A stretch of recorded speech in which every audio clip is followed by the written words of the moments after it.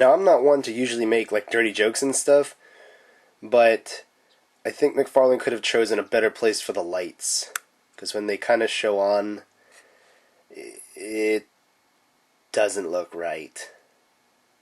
Hey guys, Rich here with another Halo 3 action figure review. Well, this one's not really an action figure, it's kind of a stand-a-figure, a lazy stand-around-a-figure thing.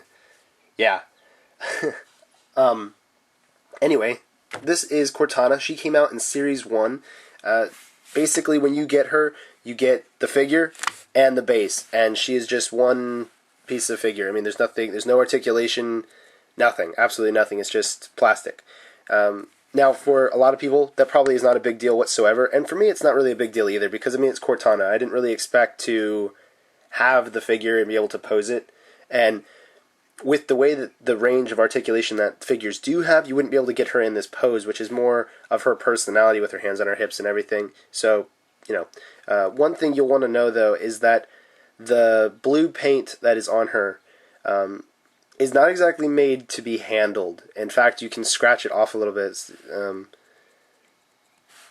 There's a little bit of residue on my thumbnail. I mean, I don't want to like scratch it like crazy, but it does come off, and that is a problem. To get her on the base, she has 2 peg holes in her legs, and then the 2 pegs on the base. Just stick it on. That's it, like that. And it fits her snugly, so she's not going to just fall off all over the place. The base itself is a pretty cool like hollow table. I like that. I think that's actually possibly worth getting just for this, just because it looks really cool. If you can find her a discount or something. And on the bottom, you can replace the batteries, which I like. I hate getting toys that have lights and sounds and all kinds of other stuff, and they're like, you can't change the batteries, you silly customer. You're just going to have to buy a second one. Oh yeah, that's joy. Now on the bottom, you have the switch here, on and off, on. There are 3 lights here. And you can tell that the middle light is the brightest. Now, when I got this, it was used, to be fair to McFarlane. So I don't know if inside it's basically there's one light and there's 3 places that the light can shine through, and then the middle is the strongest, or if they're actually 3 individual bulbs. I would think, I mean, it looks like it's 3 individual bulbs, but the middle one is definitely the brightest.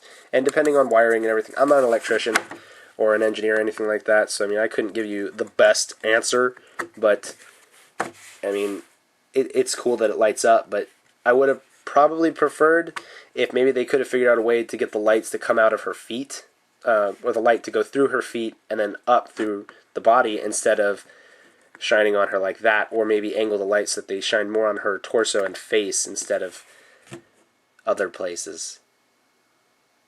Now, just to do a quick size comparison for anybody who doesn't know, when you have the Halo 3 Master Chief up next to the Halo 3 Cortana, they end up being about the same height, even though she is on the base.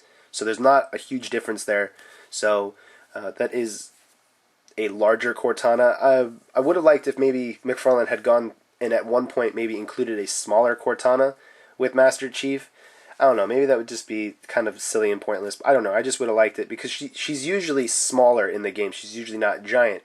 Except like in Combat Evolved, where at one point she was really tall, because mainly she was angry, and, you know, but, so, yeah, overall, I'll give her, I guess, a 3 out of 5. She's not bad, but to pay full price for her is kind of much for me, because I like figures that I can pose, and I like figures that I can use in stop motions, and the way that she is, I can't really do that type of stuff. But for collectors, she'll probably be awesome for you guys. You know, if you really like the character Cortana, she's probably great. So, she's not horrible. I think she's good. I just don't really care for like the paints being able to scratch off, and the way that the lights are aimed, and the fact that she has literally no articulation. Maybe something in the head would have been nice, or I don't know. But anyway, thanks guys for watching. If you have any comments or questions about Cortana herself, let me know down in the comment section. And what do you think about the lights thing? Do you think they should have done a better job with that, or do you find it funny enough the way it is that they should just leave it? Alright guys, thanks again, and I'll see you guys again next time.